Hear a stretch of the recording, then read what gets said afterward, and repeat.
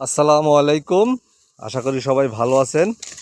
আজকে আমি আর আমার আবরার আমরা আসলাম খামারের গরুর জন্য ঘাস সংগ্রহ করতে, মানে ঘাস কাটতে। এই যে এটা হলো আবরার। আমরা এসে একটা জিনিস দেখতে পেলাম, ভাবলাম সবার সাথে জিনিসটা শেয়ার করি। সবার মানে সবাই হয়তো দেখতে পায় না আর কি, সবাই সবসময় দেখতে পায় না, সেই জন্য আমরা আসলাম। এই যে দেখেন, ভিডিওটি করতেছি।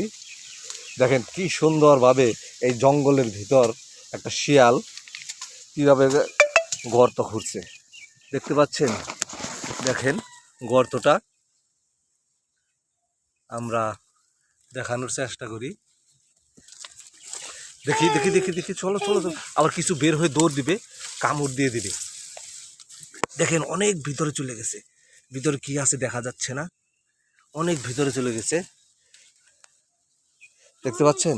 আবার একটু দেখার চেষ্টা করি, অনেক ভিতরে চলে গেছে। নিশ্চয় শিয়ালই খুঁজছে, শিয়ালের বাচ্চা আছে নিশ্চয় এখানে, সেই জন্য শিয়াল সেফটির জন্য এখানে গর্তটা করছে।